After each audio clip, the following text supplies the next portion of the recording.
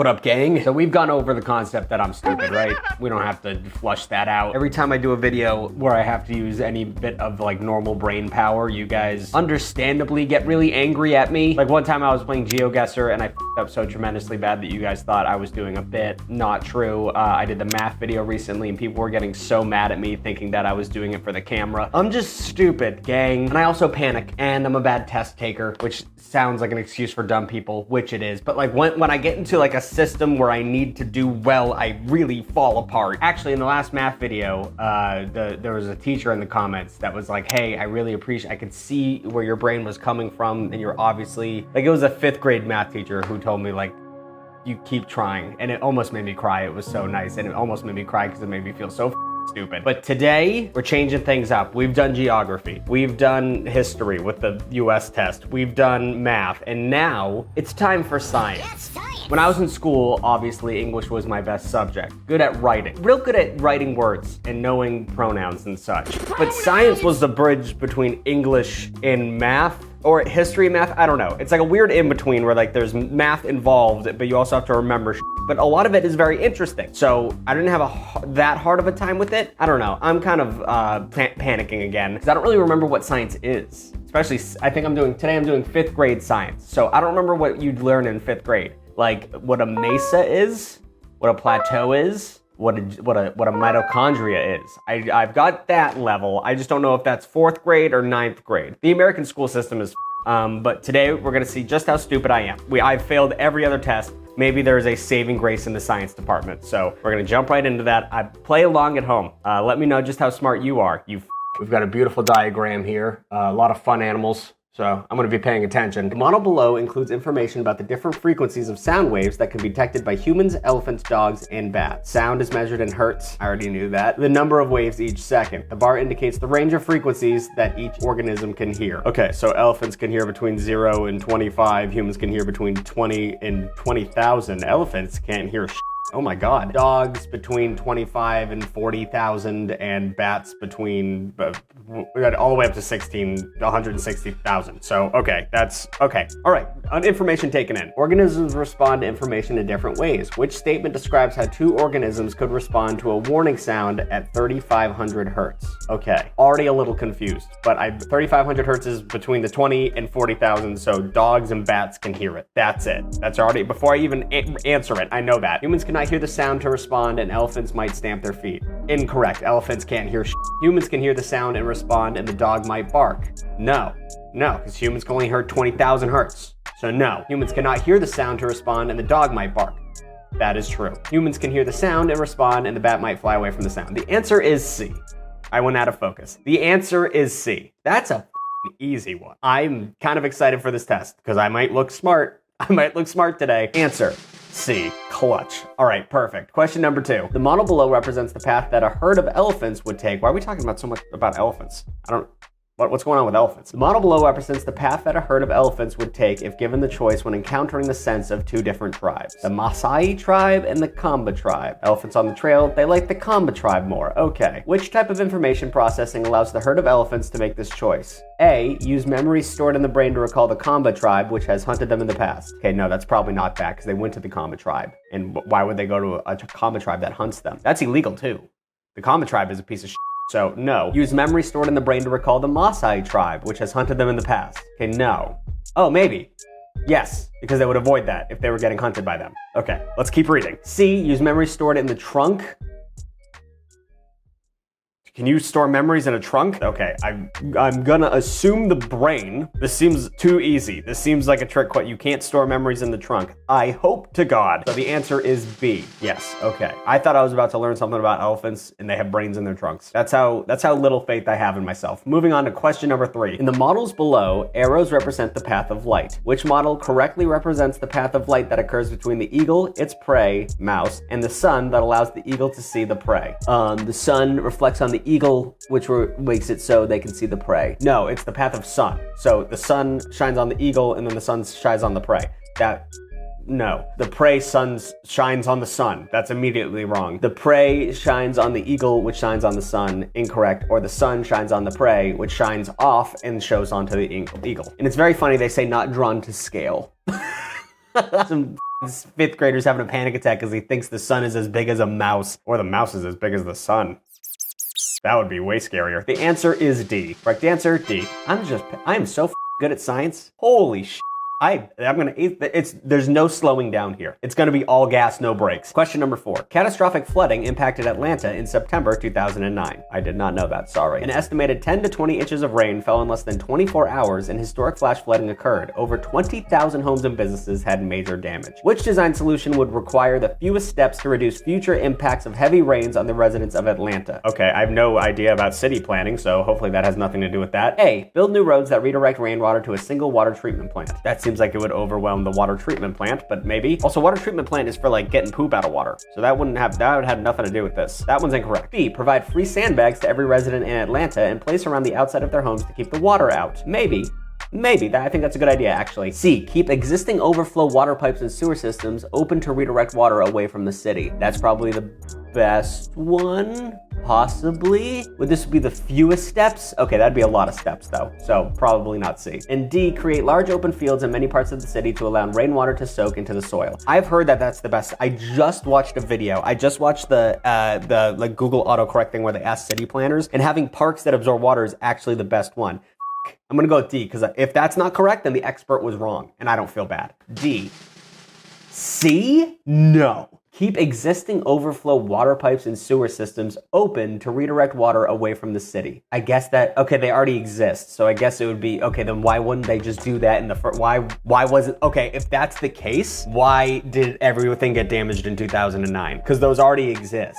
You just closed them as a goof? You just f***ed up? Like, I don't know, whatever. That's a bullshit question. I would show that to my mother when I got it wrong on the test, and she would go in and scream at the teacher. That's not true. I wasn't one of those kids, and my mom wasn't one of those moms, but that's what this teacher deserves. I'm kind of pissed about that one. Question number 5. The photograph below was taken by an observer after the flood in Atlanta. Stream. Cool. How did the heavy rainfall in 2009 most likely cause damage to this roadway? Heavy flood water ran over and crushed the roadway into pieces. Lightning during the storm struck the roadway, breaking it up. If that was possible, holy shit, I'd be so afraid to drive in the rain. C, running water under the road caused an earthquake. That's not how that works. Or D, water eroded soils from under the road, causing it to collapse. Yes, that would be it. Because if heavy flood water ran over and crushed the roadway into pieces, then it would have moved that way. So I'm assuming the bridge was eroded under, right? That's gotta be it. D is the answer. D is the answer. See, when the question's not bullshit, Big Tug gets it correct. You can't pull the wool over Big Tug's eyes. Question 6. The model below represents the number and arrangements of particles in a sample of water and a sample of sugar. Water, sugar. Got it. Which model best represents the number and arrangement of the water and sugar particles after the sample of sugar was poured into the sample of water and mixed? What a word salad. I gotta reread that. Which model best represents the number and arrangement of the water and sugar particles after the sample of sugar was poured into the sample of water and mixed? That is the most confusing sentence I've ever read in my life. Which model best represents the number and arrangement of the water and sugar particles after the sample of sugar was poured into the sample of water and mixed? Okay, so it's just mixed sugar and water. It's A. It's A. It's perfect. It's perfectly made. A. It's a good balance. D? Oh, there's less sugar. No, even then, I don't believe that. Why would it be D? Someone in the comments literally explained this to me. Is it because sugar's heavier? Then what? That doesn't even make sense. I don't understand that. If it's D, that means it's random, and that means each one has equal chance to be correct. Someone in the comments let me know that I'm not stupid. Please explain this one to me.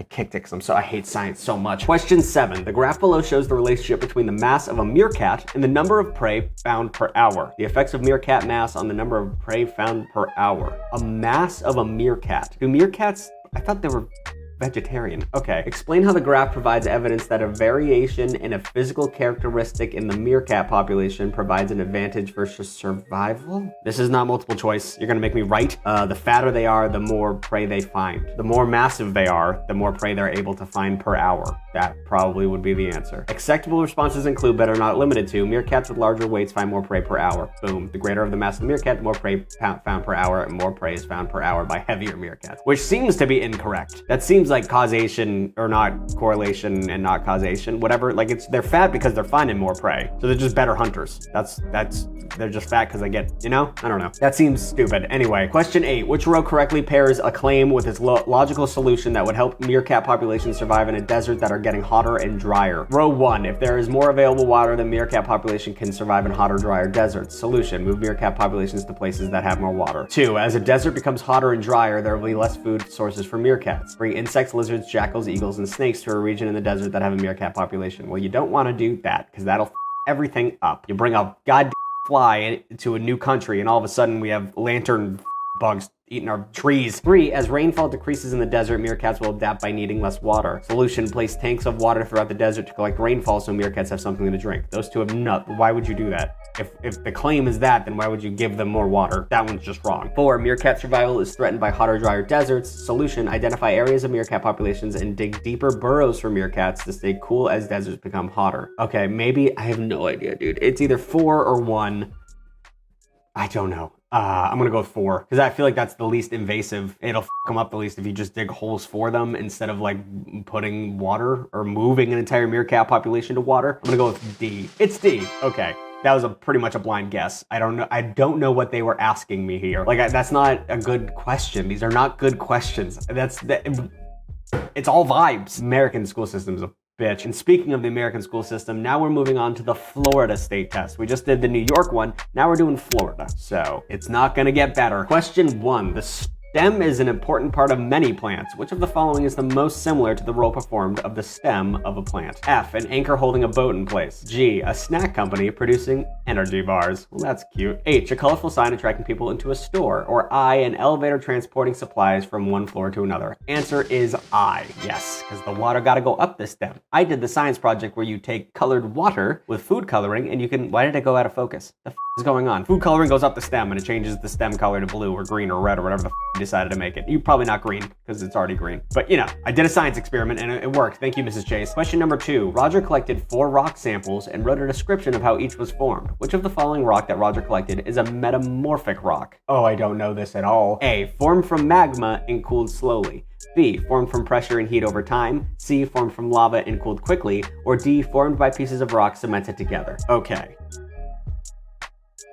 I don't know Latin. Meta. I know what meta means in gaming. Like it's the best available tactic. Meta. Does it mean to come before? I'm gonna go with B. Formed by pressure and heat over time. B. Formed by pressure and heat over time. Why do I keep going out of focus? What is going on? God damn it. Yes. That was a blind guess though. I don't know anything about rocks. Marie, they're minerals. Question number 3. Jenny measures the outside temperature as 16 degrees Celsius, 61 degrees Fahrenheit. She observes precipitation falling from the clouds in a solid form. What type of precipitation is Jenny most likely observing? Hail. If it's 61 degrees and raining, it's not snow, and it's solid, so it's not rain. I don't know what sleet is, though. I don't know what sleet is, gonna be perfectly honest. I thought sleet was shit that was already on the ground. I thought it was like wet snow. So I'm gonna say hail.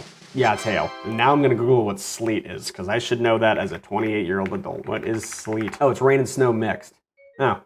Interesting. Okay, good to know. Question number 4. Erosion and weathering can both cause changes to the surface of the Earth. Which of the following happens only because of erosion and not because of weathering? A. Rocks form deep underground. B. Rocks become smooth and round. A little bit of a rhyme there. C. Rocks are broken apart into smaller pieces. D. Rocks are moved from one place to another. Now let me reread the question because I've already forgotten it. Erosion and weathering can both cause changes to the Earth's surface of the Earth. Which one is not because of weathering? Well, weather can't make rocks form underground. So that's gotta be erosion, because there's water underground. It's gotta be A. D, rocks move from one place to another.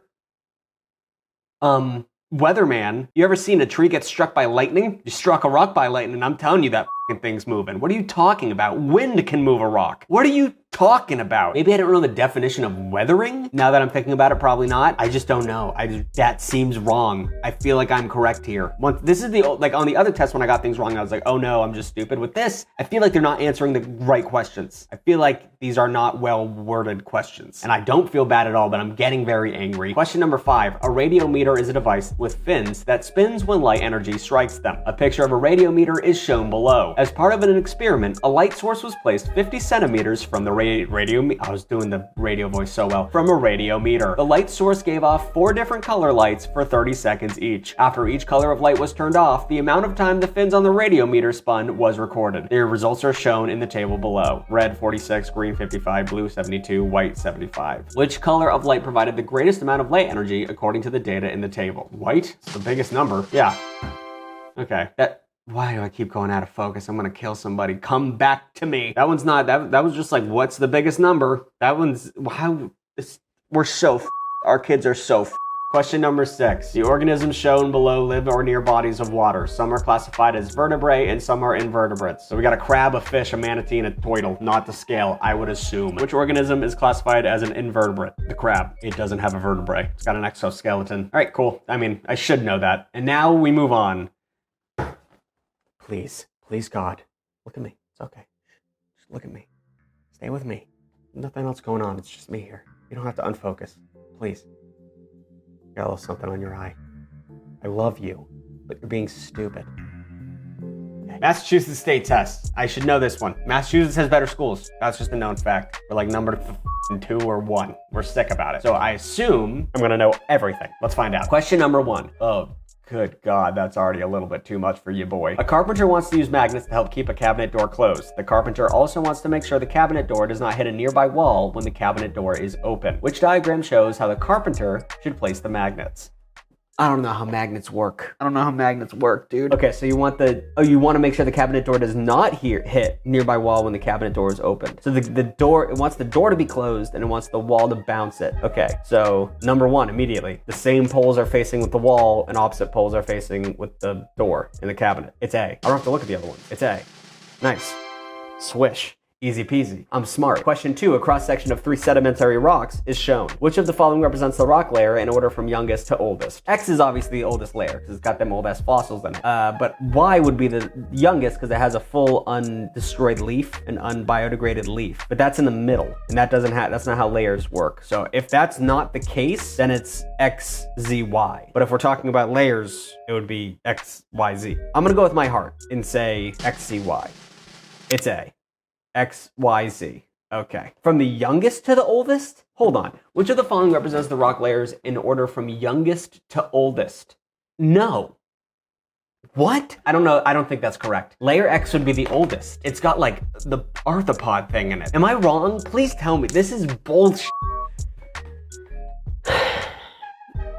I'm correct. I don't know. Question 3. 4 locations on the map are labeled 1, 2, 3, and 4. Got it. North America, Pacific Ocean, Asia, and Australia. And the triangles are volcanoes. Which location is most likely on a plate boundary? I've got to go with 3. A lot of volcanoes on the plate, and it looks like a boundary, so we're gonna go with 3. Answer C. I'm correct. Moving on. Question 4. Select the 2 sentences that describe examples of erosion. A. Ice melts on a lake. B. Waves rise and fall in the ocean. C. Rainwater moves soil down a hill. D. Rock forms in the bottom of the ocean. E. Wind blows sand on a beach to a different area. The answer, C and E. Yes, correct. I nailed it. But that means that the question with the rock moving earlier is incorrect. That means that was an incorrect question. Explain that one to me, science. Question 5. The model shows a force acting on a car. The amount of force is represented by the size of the arrow. A second force is applied to the car. As a result, the car's motion stops changing. Which of the following models best represents the forces acting on the car and the second force applied? It's got to be equal. So it's B. Equal arrows. If it gets a little tap this way, a little tap that way, it stops. Easy peasy. B. All right. I'm so smart when the answer makes sense. This is the last question. It is. Okay. On a sunny day, a student sees a bird as shown in the diagram. That is a hell of a bird. Draw 2 arrows in the diagram to show how light travels and makes it possible for the student to see the bird. Draw each arrow from one part of the sun, student, or bird, to another part of the diagram. Draw only 2 arrows in total. Sun to bird, bird to eyes. Bird to girl. Sunbird girl. Yes, nailed it. Okay, Chris, go ahead and tally up how smart I am, please. And please don't include the questions that were wrong. So I think if that's the case, I get 100%. 100%.